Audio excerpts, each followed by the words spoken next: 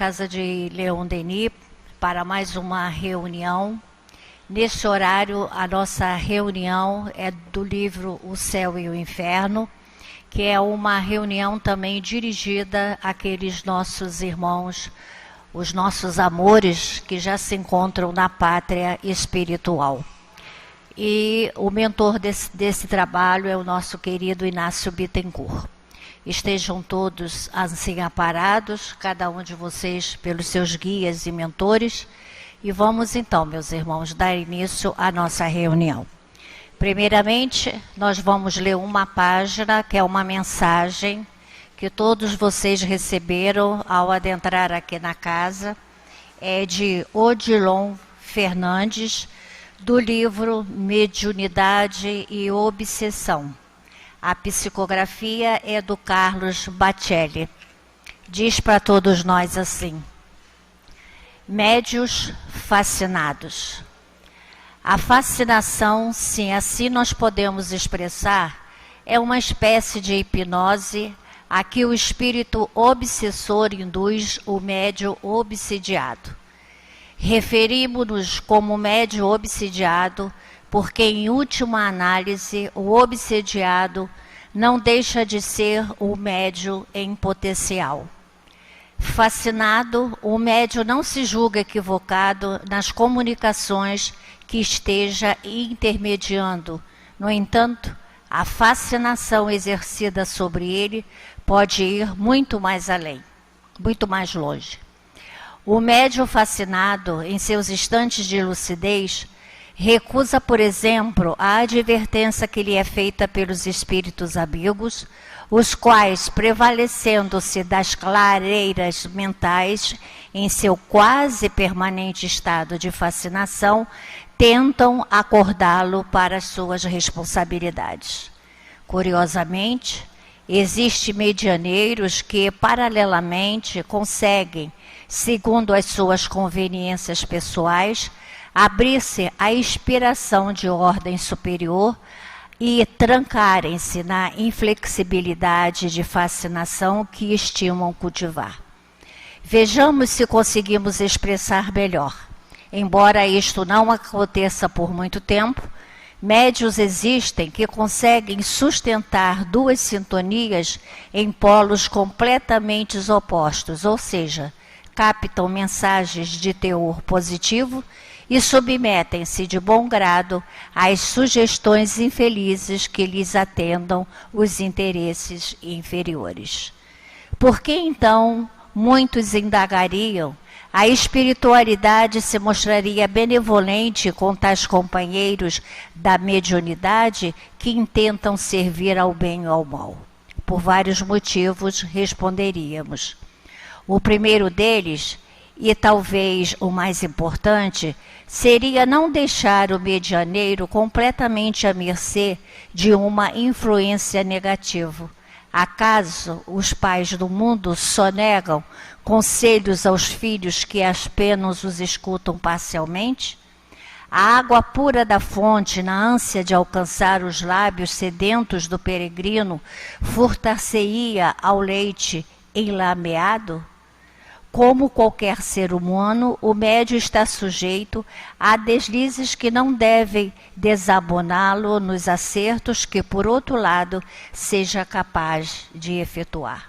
Se da boca de pessoas consideradas íntegras, podemos às vezes registrar palavras chulas ou anedotas deprimentes, sem que de tal lhes arranhe o autoconceito em que os temos da boca de irmãos habituados a assuntos infelizes, podemos não raro captar verdades que nos fornecem a impressão de um lírio florescendo no charco. Necessitamos ainda considerar que o problema da fascinação sobre os médios não deve ser imputado apenas aos desencarnados, posto que muitos deles se transformam em vítimas das próprias alucinações nas ideias mirabolantes que formam a respeito de si mesmos. Aliás, Esta fascinação é a mais grave de todas, porque o medianeiro não se coloca na condição de quem admite estar necessitando ajuda para reencontrar o discernimento. Um sábio da antiguidade escreveu: é esforçar-se em vão pretender trazer entendimento a quem imagina possuir entendimento. Que fazer pelo doente incapaz de aceitar que esteja enfermo? Que providências tomar em benefício de quem, estando imerso nas sombras, se considera na luz? Dos espíritos com os quais temos lidado no além, os fascinados por si mesmos são os mais difíceis de auxiliar. Somente a dor, na linguagem silenciosa do tempo, conhece a argumentação irrefutável que terminará por vencê-los, obrigando-os à introspecção de que fogem, receosos certamente de seu encontro com a verdade.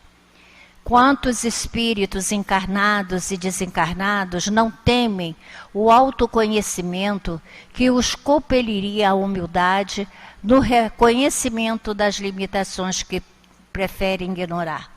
Quantos outros decidem-se pelo comodismo moral, por incapacidade de renunciar ao homem velho, desanimados pela antevisão do longo caminho a percorrer na renovação íntima? Dos problemas da fascinação, portanto, há dos médios vítimas de comunicados que não resistem ao crivo da razão, ao qual devem ser submetidos, é o mais insignificante. Fácil desmascarar a mentira, difícil não mentir. Fácil apontar erros alheios, difícil aceitar que esteja errado. Busquemos a conscientização indispensável, e o caminho que trilhamos se nos apresentará menos obstruído. Saibamos onde se encontram dentro de nós as pedras de tropeço que carecemos remover ou evitar. Reflitamos na extensão e na dificuldade da jornada evolutiva que nos compete empreender, e sem desânimo prossigamos passo a passo, sedimentando em nós as virtudes que um dia haverão de redimir-nos. Serenamente, acrescentemos à nossa edificação íntima os tijolos do amor e da sabedoria com que os anjos, na argamassa do suor e das lágrimas que derramaram, já construíram o castelo da felicidade inalterável em que residem entre as estrelas. Muito bem, depois desta página, né, muito sensível aos nossos corações, principalmente para os médios, né, de poder estar sempre ali do lado da cabeceira da gente, para todos os dias a gente estar lendo, né, e procurando fazer sempre o melhor. Então vamos, meus irmãos, agora unir os nossos pensamentos, como se fosse feixes que vai subir até Deus, permitindo assim que a gente possa estar bem acompanhado dos bons amigos espirituais, dos mentores dessa casa. Deus nosso Pai, de infinita misericórdia, estamos aqui, Senhor, mais uma vez, a pedir, Senhor, do fundo de nossas almas, a sua misericórdia.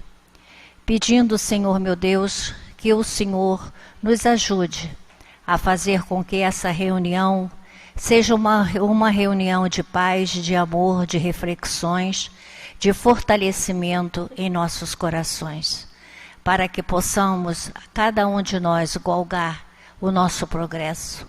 Pedimos assim a proteção da espiritualidade amiga, dos mentores deste trabalho, que possa assim ajudar as nossas irmãs que usarão das palavras para poder trazer ao nosso coração o entendimento. Que sejamos assim fortalecidos e amparados por Jesus, iluminando as nossas mentes e o nosso coração. E assim, Senhor, em seu nome, em nome de Jesus, Em nome de Inácio Bittencourt e de todos os espíritos amados que aqui se encontram, encarnados e desencarnados, nós vamos pedir humildemente de nossa parte para que possamos dar por iniciado a mais um encontro de estudos do livro O Céu e o Inferno. Que assim seja, graças a Deus. Hoje, então, meus irmãos, nós vamos começar o capítulo 8 do livro O Céu e o Inferno, e o título é As Penas Futuras segundo o Espiritismo. Então, nós temos aqui junto a nós a nossa irmã Edna, que então trará o estudo para todos nós. Eu vou ler uma parte porque ele é muito longa, para poder que a nossa irmã tenha tempo, né, de explanar o seu estudo. As penas futuras segundo o Espiritismo. A carne é fraca. Princípios da doutrina espírita sobre as penas futuras. Código Penal da Vida Futura. Então, o primeiro item é a carne é fraca.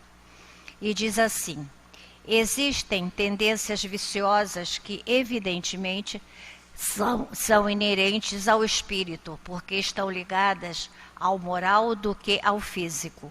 Outras parecem antes consequência do organismo e, por esse motivo, acreditamos que somos menos responsáveis por elas. Tais são as predisposições à cólera, à indolência, à sensualidade e etc. Está perfeitamente reconhecido hoje em dia pelos filósofos espiritualistas que os órgãos cerebrais correspondentes às diversas aptidões devem seu desenvolvimento à atividade do espírito, que esse desenvolvimento é, portanto, um efeito e não uma causa. Um homem não é músico porque tem vocação pela música. Ele tem vocação pela música porque seu espírito é músico. Se a atividade do espírito reage sobre o cérebro, ele deve reagir igualmente sobre as outras partes do organismo. O espírito, então, é o artífice do seu próprio corpo, ao qual ele dá forma, por assim dizer, a fim de apropriá-lo às suas necessidades e à manifestação de suas tendências. Isso feito, a perfeição do corpo nas raças adiantadas não seria o produto de criações distintas, mas o resultado do trabalho do espírito que aperfeiçoa seu equipamento à medida que suas faculdades aumentam. Por uma consequência natural desse princípio, as disposições morais do espírito devem modificar as qualidades do sangue, dar-lhe mais ou menos atividade, provocar uma secreção mais ou menos abundante de bilis ou de outros fluidos. É assim, por exemplo, que o guloso sente a boca encher-se de saliva ao ver uma iguaria apetitosa. Não é a comida que pode superexcitar o órgão do paladar, pois que não existe contato. É, pois, o espírito, cuja sensibilidade é despertada, que age pelo pensamento sobre esse órgão, enquanto que sobre um outro espírito, a visão dessa iguaria não produziria nenhum efeito. É ainda pela mesma razão que uma pessoa sensível facilmente verte lágrimas. Não é a mudança das lágrimas que dá sensibilidade ao espírito, é a sensibilidade do espírito que provoca a secreção abundante das lágrimas. Sob o domínio da sensibilidade do organismo, está apropriado a essa disposição normal do espírito, como estava apropriado a do espírito guloso. E assim a gente para por aqui, pedindo então que todos nós mantenhamos assim a nossa vibração para a nossa irmãzinha Edna, que vai falar sobre esse capítulo para todos nós. Que Jesus abençoe, minha irmã. Obrigada. Querido Jesus, querido Mestre dos nossos corações, mais uma vez, Senhor, estamos aqui alegres nesta casa, trazendo um abraço fraterno da casa de Abel Sebastião de Almeida e também sendo envolvida e amparada por esses trabalhadores desta casa, para que juntos possamos receber as intuições necessárias para os estudos da tarde de hoje, para que todos nós possamos, aqui encarnados e desencarnados, sairmos com um pouco mais de conhecimento a respeito de nós mesmos. Né? Então, que Jesus possa nos envolver e amparar. E assim nós estamos hoje iniciando o capítulo 8 do livro Céu e Inferno, que também é chamado de A Justiça Divina segundo o Espiritismo. Nós vamos comentar do capítulo 1 do item 1 ao item 5, né? Mas essas sobre as penas futuras segundo o Espiritismo. E ele começa falando sobre a carne é fraca. Na verdade, a gente já escuta essa frase que já está se tornando milenar, não, centenária na nossa vida, né? Então, a gente percebe que tanto os nossos ensinamentos, né, da Igreja Católica, que muitos de nós passamos por ela, né, como vida fora em qualquer outro segmento religioso, a gente sempre escutou que a carne é fraca. Mas a gente vai perceber o seguinte: se a gente está estudando nesse momento sobre aquilo que nós realmente somos, sobre aquilo que nós podemos exercitar na nossa vida, não queria entrar nesse parâmetro agora, mas nós já estamos bem conhecedores de que somos responsáveis pelas nossas ações. O que Kardec está querendo, digamos, dissertar para nós aqui é o seguinte: é o espírito à vontade, é o espírito preguiçoso, é o espírito indolente, é o espírito que vem de vidas sucessivas, mas que ainda não se conscientizou disto, né? E agora, mais uma vez, está simplesmente colocando no corpo a responsabilidade pelos seus desmandos morais. E a gente estudando sabe que não é bem assim. Porque, na verdade, quem é que está no comando das nossas vidas? Na nossa vida física, de nós mesmos. Eu, sobre mim mesma, eu, espírito, estou agindo sobre o meu corpo. Então, aquilo que eu quero, aquilo que eu reajo, aquilo que eu insinuo, né, através do pensamento, eu vou inundar toda essa minha matéria e vou imprimir ao meu corpo aquela configuração moral através dessa vontade que eu, espírito, estou imputando. Né? Então, essa questão de que a carne é fraca é uma inverdade. Na verdade, a gente já pode trocar em miúdos. O espírito é que é fraco, o espírito é que é preguiçoso, o espírito é que é indolente, o espírito é que é vicioso, né? Mas isto por quê? Porque intimamente também nós queremos, entre aspas, tampar o sol com a peneira. A gente não quer que saia muita coisa daquilo que a gente faz. A gente quer simplesmente ficar achando que a gente é muito bonzinho. Mas acontece que o bonzinho sempre se dá malzinho logo em seguida. Então, quando Kardec começou a dissertar para nós sobre penas da vida futura, nós não vamos nem entrar tanto, porque aí vai entrar o código da vida, né, futuro, da vida penal futura, e a gente vai só ficar nesses comentários do Kardec sobre aquilo que nós podemos desenvolver na nossa vida. É tanto que o nosso corpo é uma projeção do nosso espírito, de nós espíritos, que necessitamos dele tal ou qual, tendo como essa armadura, demos como esse molde biológico, ou perispírito.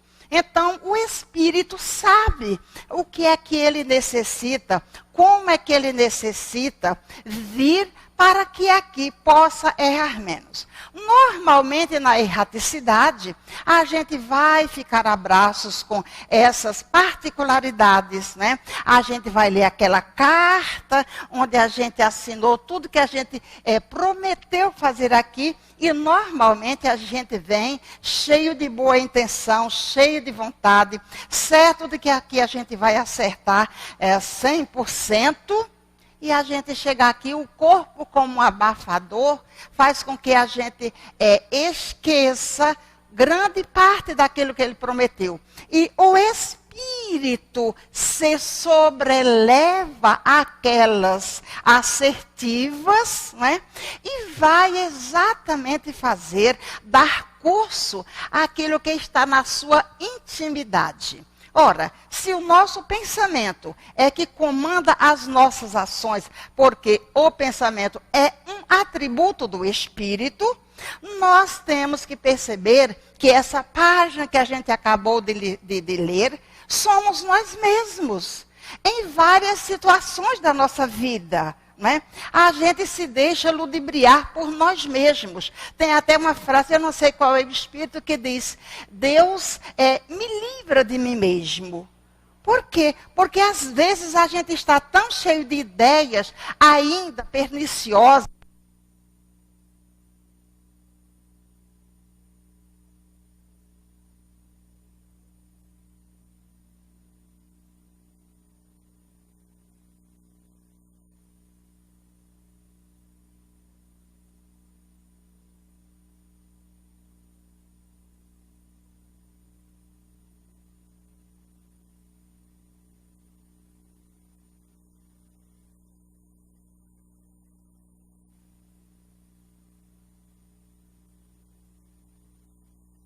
Oi? Ok. Então, se a gente está aqui, é porque a gente ainda necessita. Se a gente não estivesse aqui nesse mundo de provas e expiações, ou nós estaríamos num mundo muito superior, ou mais superior, ou num bem inferior. Não é? Isso é esse é um jeito normal de a gente compreender por que é que nós estamos ainda no planeta Terra. Né? Não é para a gente desistir, mas é preciso que a gente tenha mais sinceridade, que a gente tenha mais acuidade em verificar aquilo que nós realmente estamos fazendo. O que é que nós estamos deixando de lado, achando que o outro não está vendo, porque nós queremos aparentar uma coisa que ainda não somos. É muito complicada essa história, porque a gente continua mentindo. E essa questão vai exatamente nos arremeter para essa situação aqui. Não é? A gente tem no capítulo, quem me dá o capítulo 6 do Evangelho segundo o Espiritismo?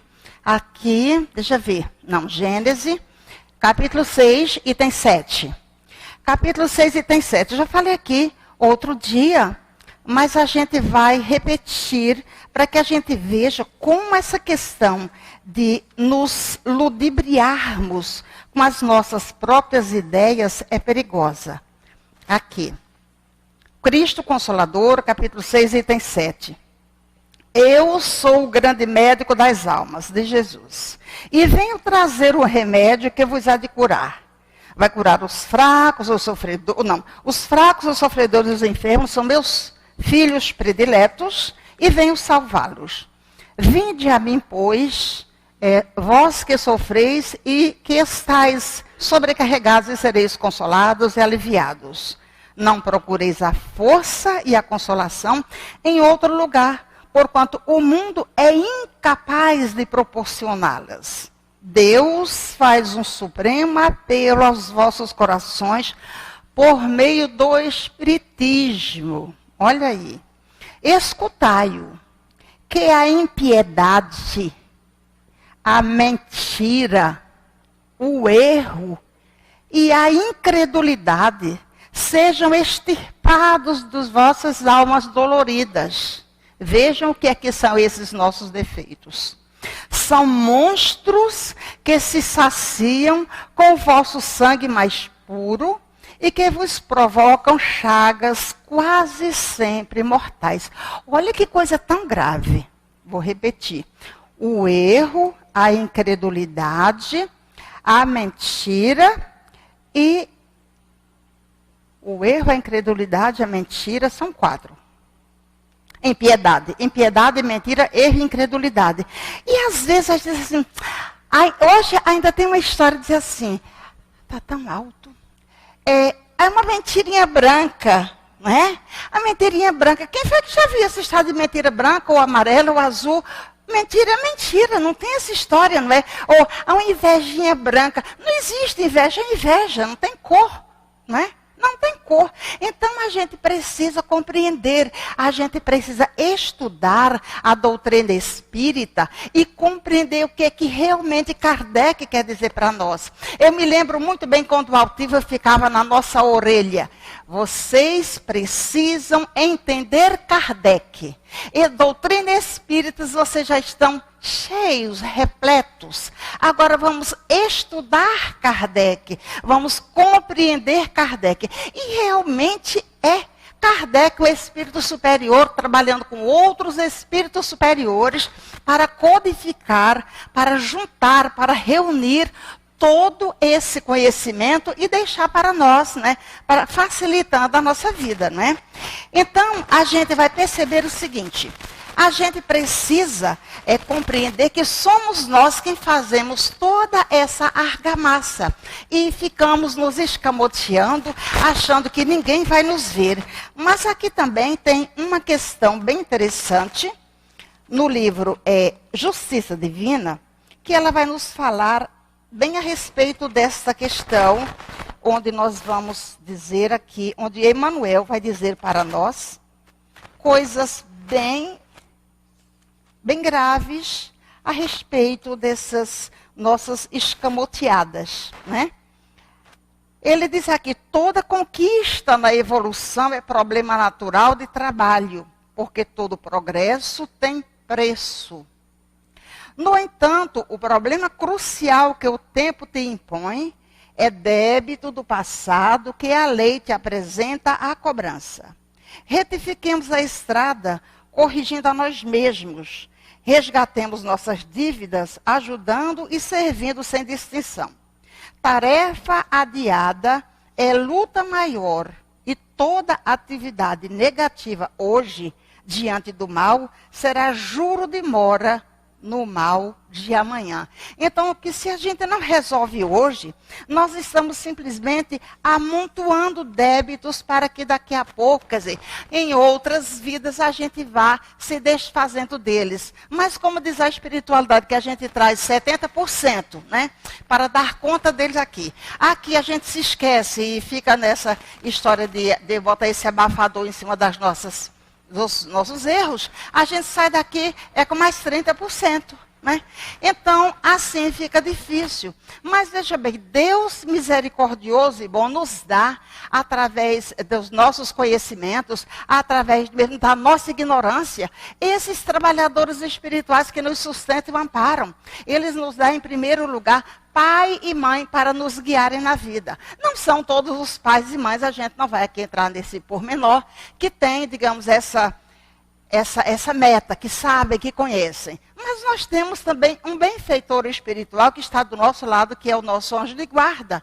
Que a gente continua dizendo, poucos de nós sabem falar com ele, ou poucos de nós se lembram dele. Mas ele é quem está do nosso lado, tipo assim, vai, me chama, eu estou aqui te ajudando, vamos lá. Não faz isso, não faz aquilo. E às vezes a intuição é tão forte, e a gente ainda reclama assim, ora, que pensamento bobo, eu vou sim, vou fazer sim, não é? E de repente faz. E às vezes vem alguma coisa assim, não se dá muito bem nesse seu empreendimento, né? Mas a gente, mas assim, a gente reclama, nossa, a sorte, minha sorte não é boa. Mas quando é uma coisa que dá certo, a gente diz, nossa, eu, sou o cara, sou muito bom, não é? Nunca se lembra de agradecer a Deus por isso. É por isso que a gente vive se escamoteando. E Kardec diz aqui pra gente que, é preciso que a gente compreenda que o espírito é o comandante de tudo que acontece na nossa vida, de bom e de mal. Agora, se a gente tem atitudes boas, naturalmente, a gente vai chamar para a nossa companhia espíritos bons, como diz aqui também a página, como dizem outras páginas, já que se der tempo a gente ler. Mas que a gente também tem os nossos desmandos e através do nosso querer, através dessa vontade que está em nós, impulsionada pelo nosso espírito, por conta daqueles erros transatos, nós vamos, digamos, nós temos uma natureza ainda bastante doentia, e aqui a gente não fica querendo mais saber disso, não quer saber disso, mas o que a gente fica pensando e com medo, como existe vida futura? Porque a gente achava que era assim. Chegava um dia, a gente absorvia tudo o que a vida material nos dava. A gente achava, está lá na Revista Espírita, que o homem só vê a felicidade naquilo que ele faz e naquelas coisas que estão ao seu lado. E só. Se não der certo é porque a vida não tá lhe trazendo muitos prazeres. Né? Então, viver do prazer. Mas a gente sabe que isto não é verdade. A gente sabe que tudo que a gente faz tem um resultado. Se a gente não passa pelo resultado nesta vida, a gente vai jogá-lo para outra vida. Por quê?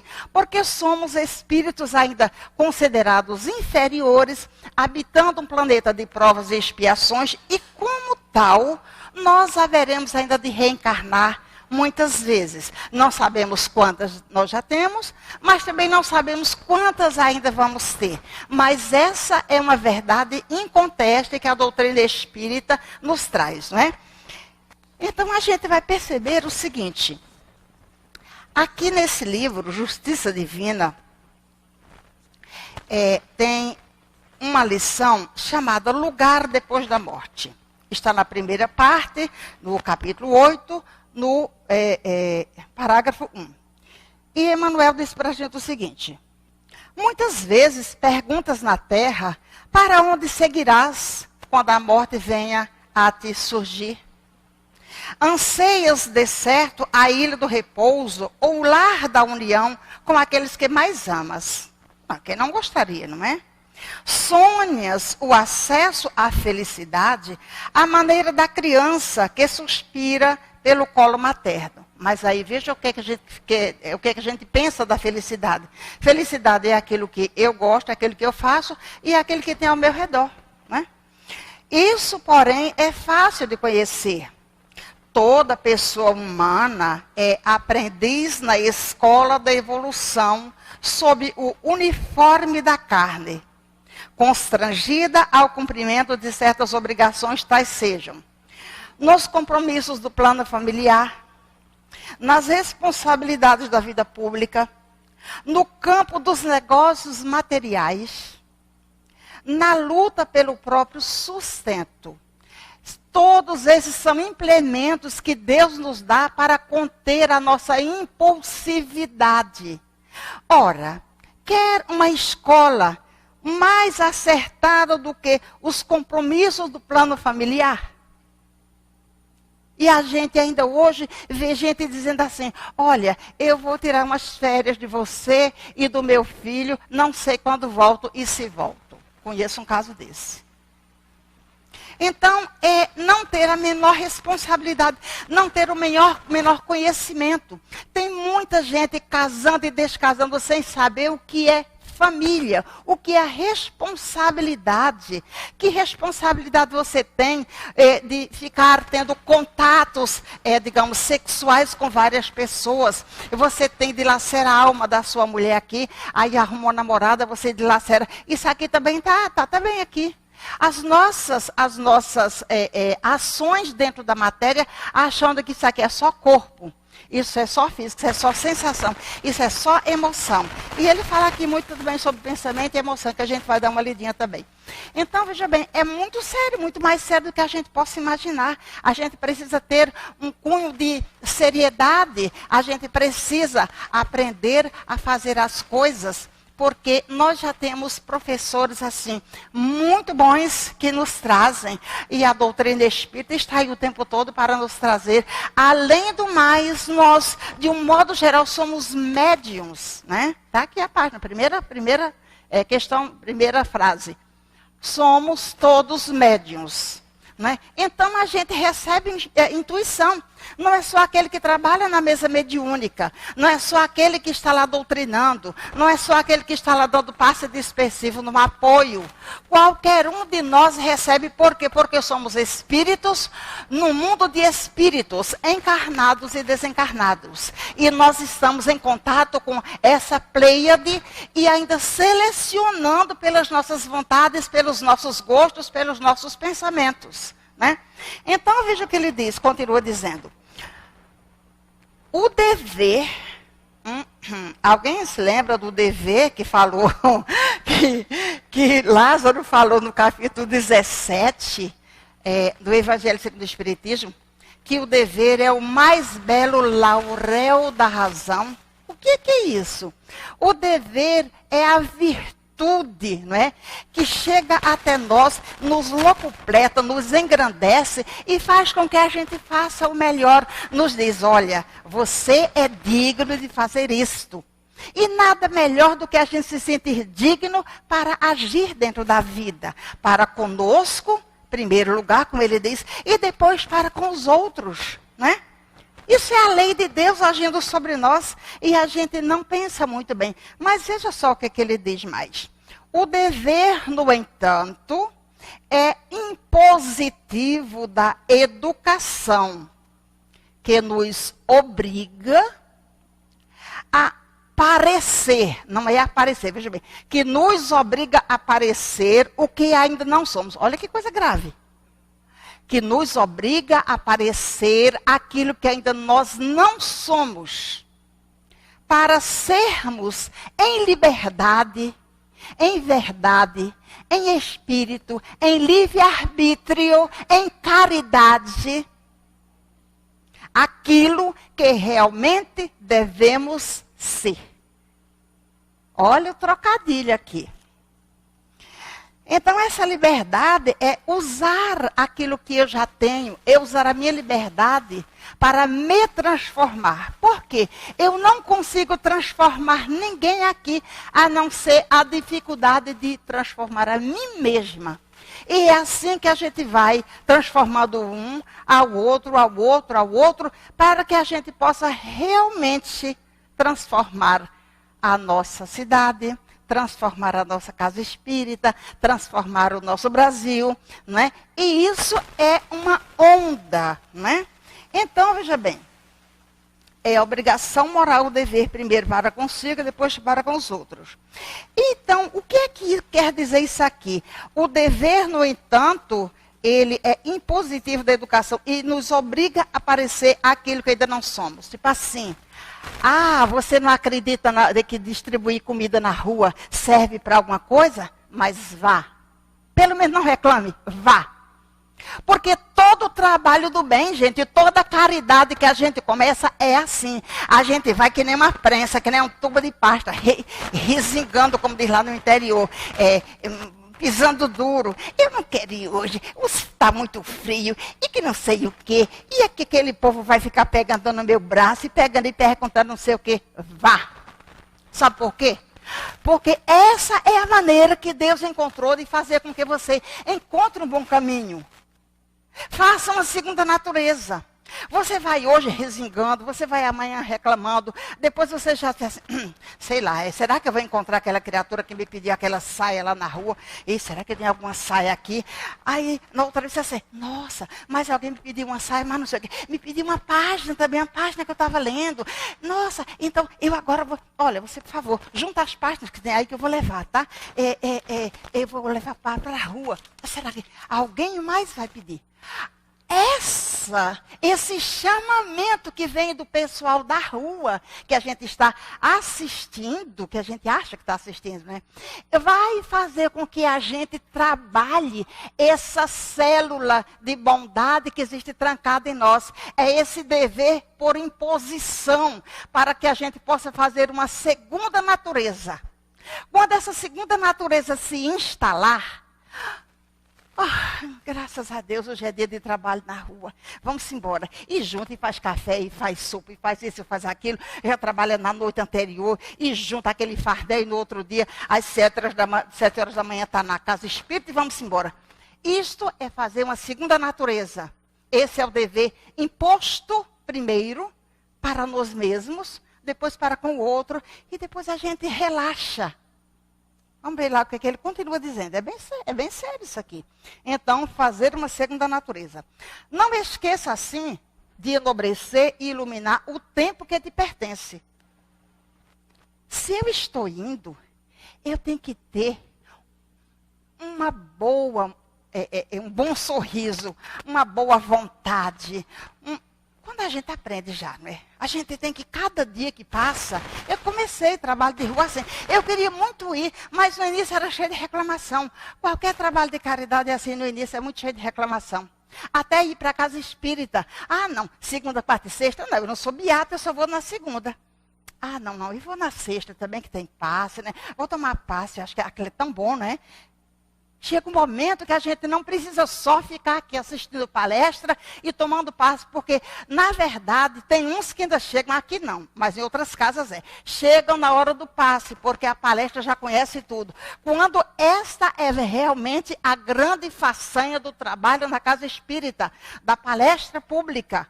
Enquanto a gente está falando aqui, tantas criaturas alegres estão aí, trocando fluidos, tirando miasmas, fazendo curas que a gente nem sabe, não é? Quantos irmãozinhos desencarnados estão aqui, cada um com a sua situação, e a gente está alegre, prestando atenção. Não é a mim, não. Tenha respeito, porque isso aqui está assim de espírito desencarnado, que veio porque os seus protetores trouxeram para assistir esse estudo de hoje, e estão ávidos por um bom fluido, por um bom sorriso, por uma alegria, por um abraço. Não é? Então é assim que a gente vai fazendo também em nós uma segunda natureza. A gente vai entendendo o que é que nós estamos fazendo dentro de uma casa espírita, dentro de uma palestra. Não é só tomar passe. O passe é simplesmente uma troca fluídica, mas o trabalho já foi feito agora, né? Então, olha, veja bem. Não esqueças assim de enobrecer e iluminar o tempo que te pertence. Não nos propomos nivelar homens e animais, contudo, numa comparação reconhecidamente incompleta, imaginemos seres outros da natureza trazidos ao regime do espírito encarnado na esfera física. Aí ele dá 3 exemplos aqui, bem interessantes. O cavalo, atrelado ao carro, quando entregue ao descanso, corre a pastagem. Ele vai onde se refocila na satisfação dos próprios impulsos. Ele vai comer, vai se deitar, vai rebolar, vai correr, vai fazer aquilo que é próprio da natureza dele. A serpente, presa para cooperar na fabricação de soro antiofídico, se for libertada, desliza para a toca, onde reconstituirá o seu próprio veneno. O corvo, detido para observações, quando solto, volta à imundície. A abelha retida em observação de apicultura, ao desembaraçar-se, torna incontinente à colmeia e ao trabalho. A andorinha engaiolada para estudo, tão logo se veja fora da grade, voa no rumo da primavera. Magnetismo, isso aí a gente não vai tratar isso aqui agora não, mas é certo. Se desejas, veja bem, então cada animal ele volta para a sua base, para o seu habitat, para aquilo que é natural de ele fazer. Aquela questão de estar engaiolado era até, entre aspas, um momento que poderia ser dito, se fosse com outras, fosse com espírito maiúsculo, né? Uma segunda natureza, né? É ficar ali trancafiado, ficar retido para repensar, para pensar na sua própria vida e produzir nisso. Mas veja bem, se desejas saber quem és, esse é Emmanuel, tá? Por isso eu trouxe isso aqui por conta dessa questão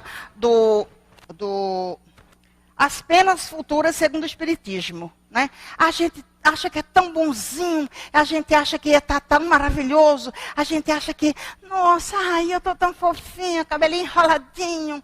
Vamos ver o que é que Emmanuel diz para a gente? A gente já viu os animais. Se deseja saber quem és, observa o que pensas quando estás sem ninguém.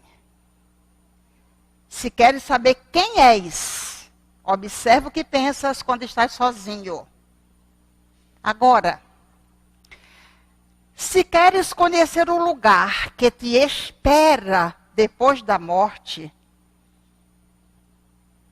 examina o que fazes contigo mesmo nas horas livres.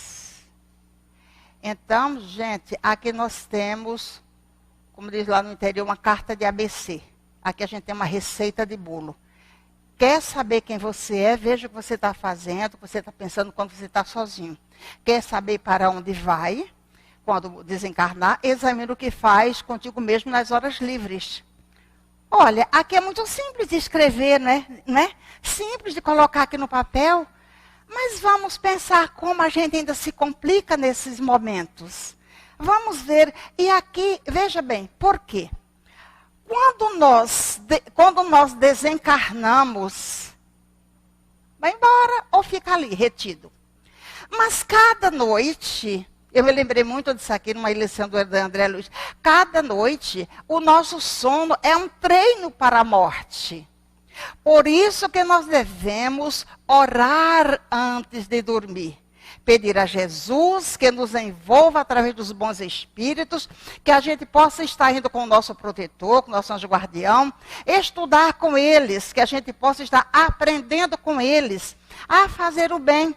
Porque se a gente não faz isto, a gente vai para os locais onde nós estamos habituados. E se nós sabemos que essa é a nossa melhor reencarnação, esse é o nosso melhor momento reencarnatório, imagina o que a gente não fez em outras encarnações. Imagina para quais sítios a gente ia quando estava desdobrado, quando estava dormindo. Ou quando a gente, na nossa vida, no dealbar da nossa vida cotidiana, o que é que a gente não armava? Não é? Então é preciso que a gente tenha muito cuidado, ore antes de dormir, se encomende a Deus, como diz o católico, né? Vamos fazer isto, vamos pedir a Jesus que nos envolva. Por quê? Não é no mesmo dia que a gente vai ter com aqueles benfeitores espirituais, estudando com eles. Porque a gente é imediatista, a gente toma veneno, quer que o outro morra no nosso lugar, né? Ou então a gente quer se reformar. Não, eu fui na casa espírita 2, 3 vezes, não estou sentindo efeito, não vou mais não. Não é assim. Aqui é uma questão também de segunda natureza. Por isso eu trouxe essa lição, para que a gente possa perceber que é interessante, é importante a gente compreender que nós, cada um de nós, espírito, está no comando de si mesmo, dos seus pensamentos, gerando emoções, gerando sentimentos, gerando atitudes boas ou não boas, né? Então, a gente vai aqui para os princípios da doutrina espírita, que é o item 5. Eu vou dar uma lida, nós temos 10, 15 minutos, né? E diz o seguinte: princípios da doutrina espírita sobre as penas futuras. Aqui a gente já disse que a gente não trabalha muito bem, mas a gente precisa trabalhar. O que é que a gente precisa fazer? Kardec está aqui no capítulo 8.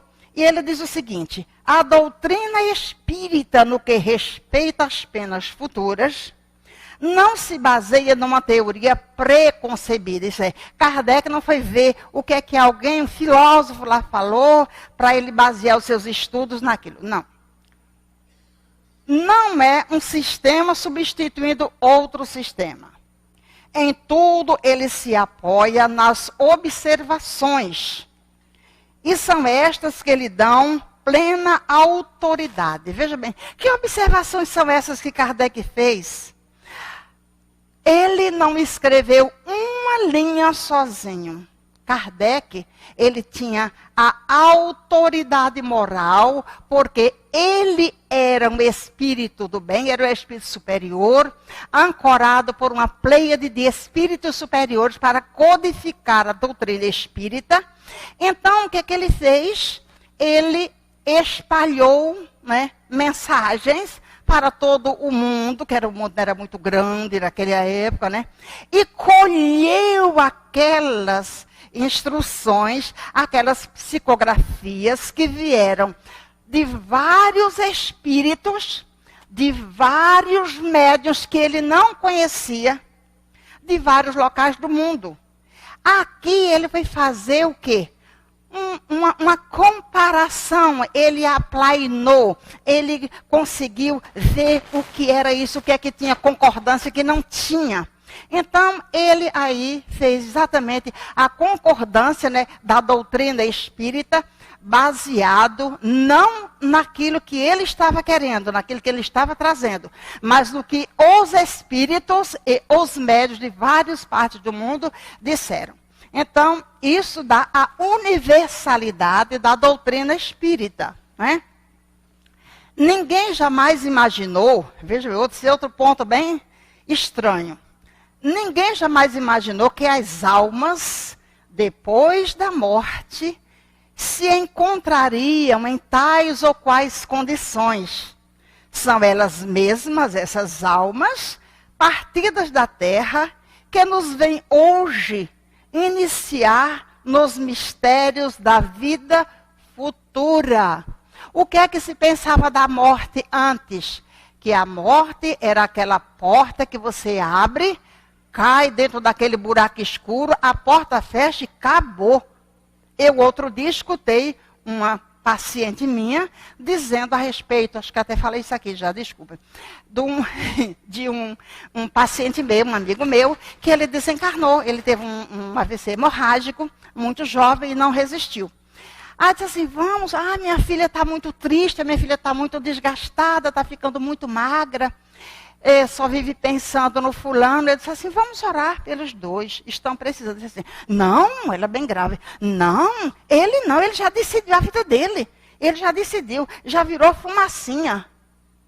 Eu disse, meu amigo, você não virou fumacinha, ainda bem que a gente conversava muito sobre espiritismo.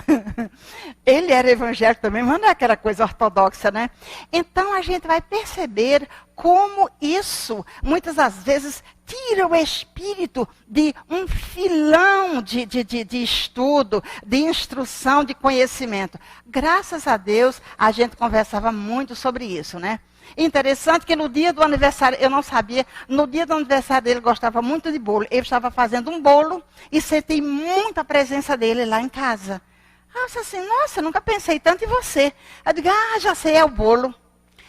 Você gosta de bolo, você agora vai só sentir o cheiro do bolo, porque hoje você não pode comer bolo mais.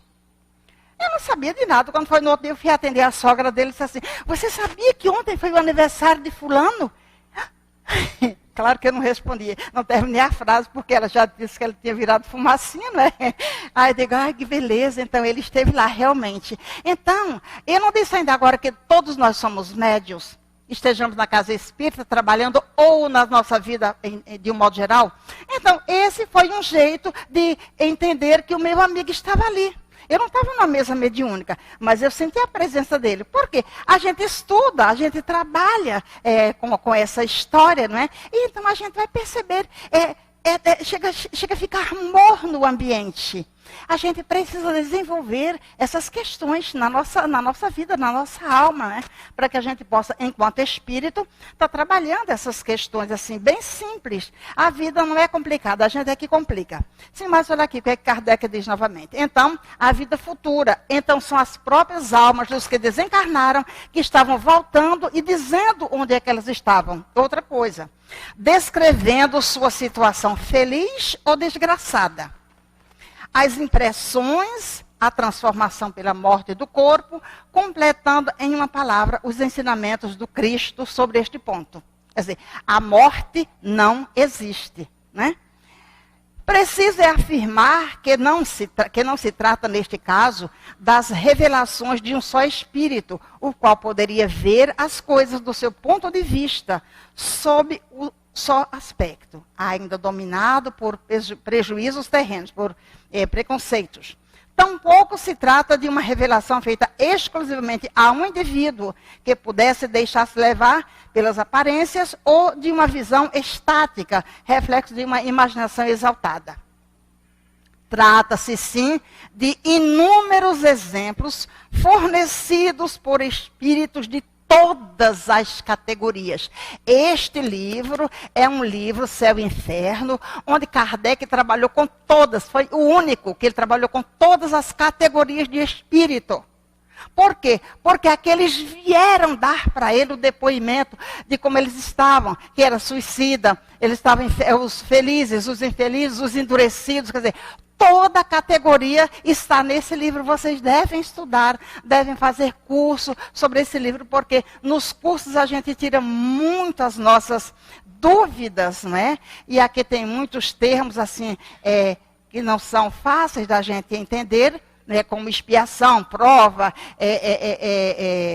o AER, arrependimento, expiação, reparação. Quer dizer, precisa a gente estudar, tá nas salas de aula, né? Nós estamos fazendo agora o estudo desse livro. Por conta do encontro de Jesus, né, que é o capítulo 5, que vai ser, então, está bem dentro dessa questão aqui, dos nossos débitos, das nossas dores, porque todos nós temos. Então, é preciso que a gente compreenda a cada dia para a gente diminuí-las, né?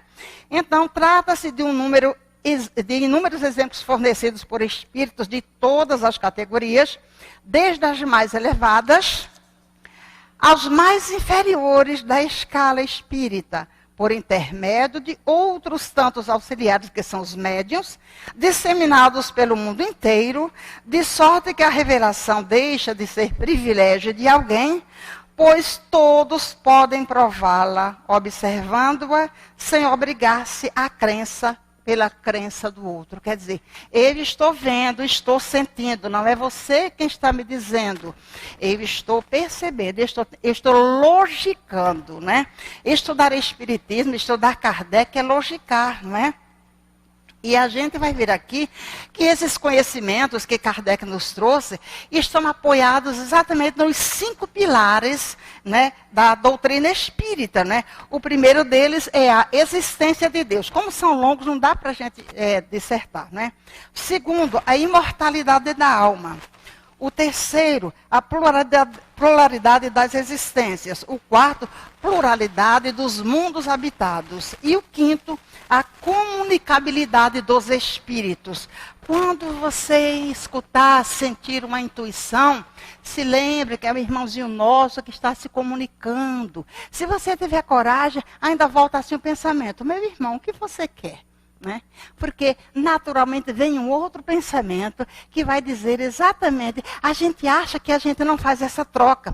A gente faz essa troca o tempo todo. Nós não estamos a sós em momento nenhum. Como diz o Paulo, nós somos assistidos por uma nuvem invisível, né? O tempo inteiro. Então, que a gente possa estudar a doutrina espírita, acreditar que esse é um manancial de bênçãos que foi trazido por Kardec, pelos espíritos, em nome de Jesus, mas sobretudo pela misericórdia de Deus, o Pai de infinita bondade.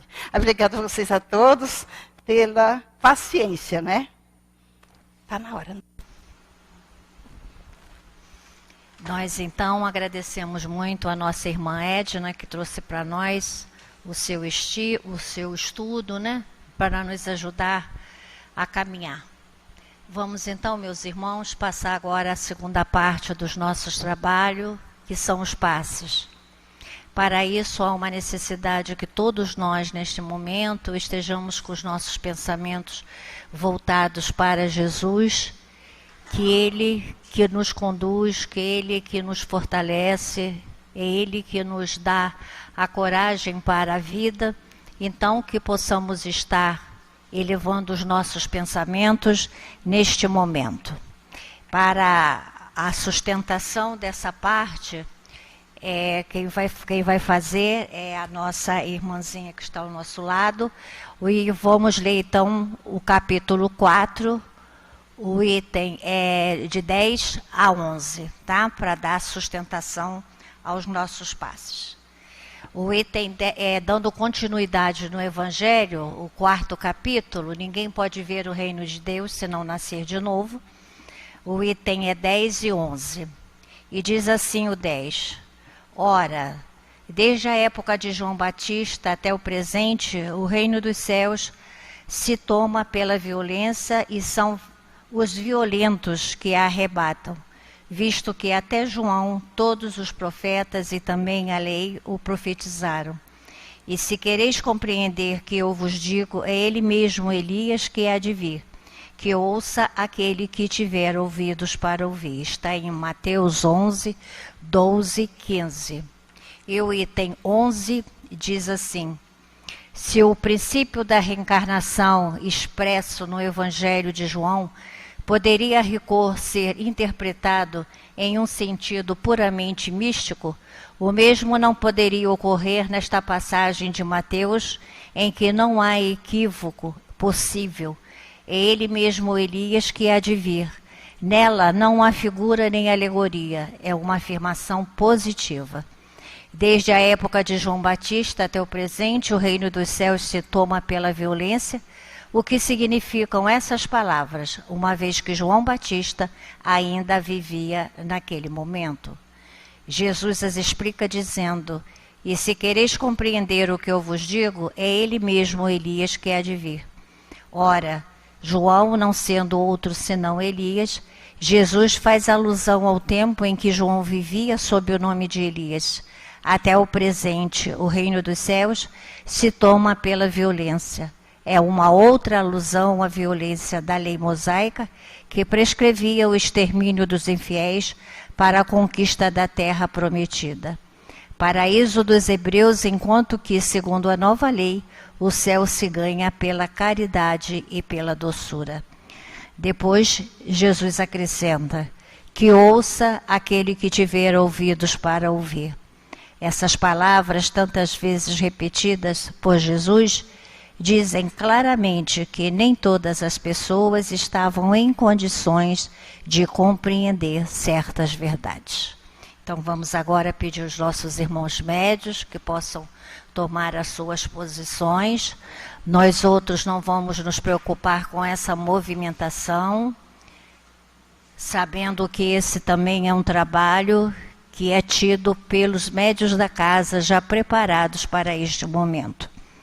Vamos então elevar os nossos pensamentos, vamos pensar naquilo que aqui viemos buscar, vamos ter a iluminação contínua desses espíritos amados que estão aqui, que aqueles também que vieram trazidos pelos seus mentores, que estão aqui neste salão também, que serão atendidos, que serão abençoados, fortalecidos também, que estão aqui presentes, e todos nós que estamos necessitados de paz e de tranquilidade.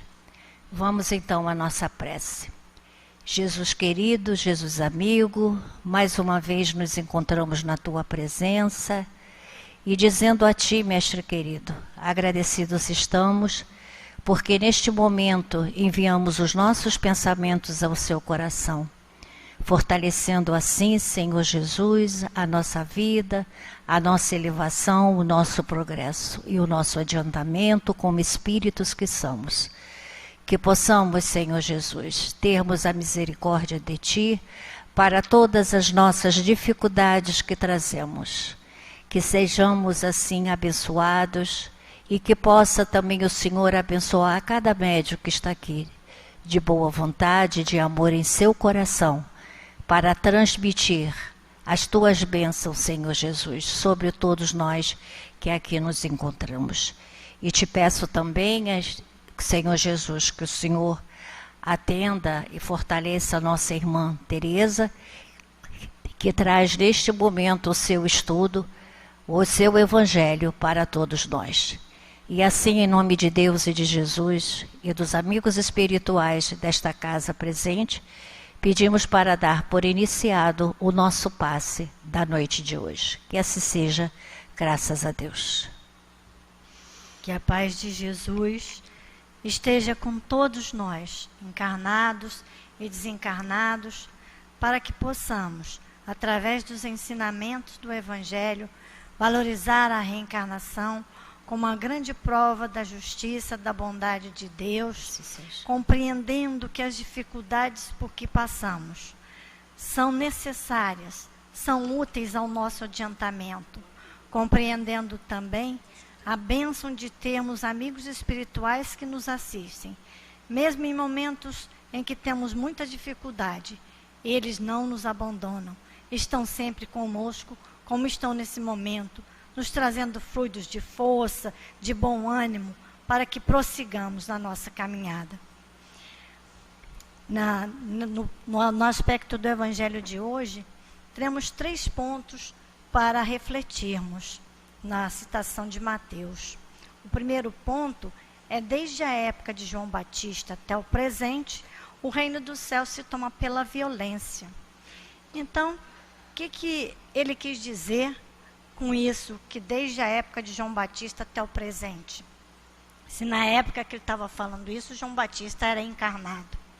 Então, é o seguinte: se na ocasião que Jesus falava, João Batista ainda vivia, como interpretar essa frase, desde João Batista até o presente? Então, Jesus fala do tempo em que João Batista vivia sob o nome de Elias, pois João era o próprio Elias reencarnado, deixando claro que ambos são o mesmo Espírito em 2 encarnações distintas. Então, Jesus reafirma claramente o princípio da reencarnação.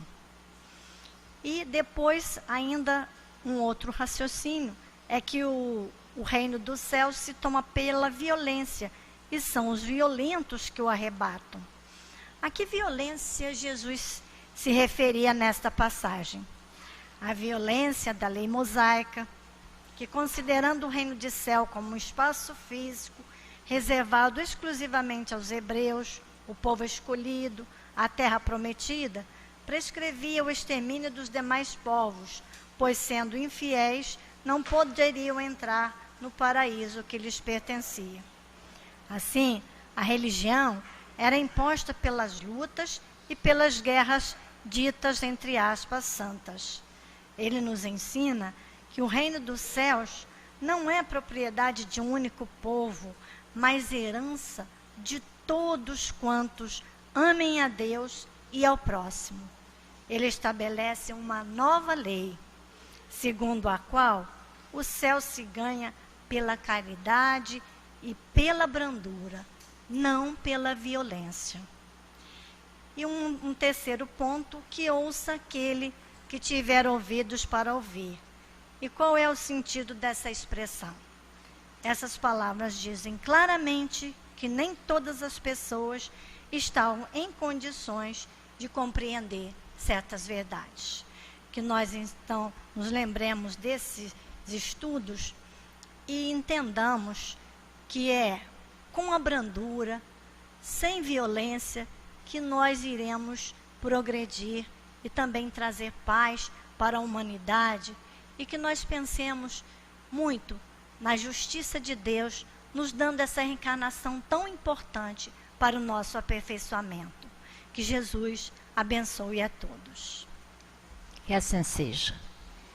Chegamos então, meus irmãos, ao final da nossa reunião da tarde e noite, Com certeza estamos nos sentindo mais aliviados, mais fortalecidos, com mais forças para lutar no nosso dia a dia, com os nossos pensamentos mais elevados, por tudo que recebemos neste momento em que aqui estivemos. Que possa o nosso Deus de infinita misericórdia e bondade olhar por todos nós. Estamos agradecidos por tudo que aprendemos, estamos agradecidos pela força, pela vontade que tivemos de estar nesta casa, estamos agradecidos pela espiritualidade que sustentou a todos nós, estamos agradecidos a Jesus pela sua luz que iluminou a todos nós que estamos aqui encarnados e desencarnados. Que possa levar, Senhor Jesus, a tua luz, a paz a cada coração que aqui está presente, levando a tua fortaleza a cada um de nós para podermos continuar a nossa luta de todos os dias. Perdoa-nos, Senhor Jesus, porque sabemos que o Senhor gostaria que nós não fôssemos como somos. Mas, querido Mestre, estamos lutando dia a dia para sermos melhor. Abençoe a nossa terra, abençoe esta terra que é a pátria do Evangelho, abençoe as mentes dirigentes desse mundo em que estamos aqui vivendo. Enfim, Senhor Jesus, abençoe a todos nós.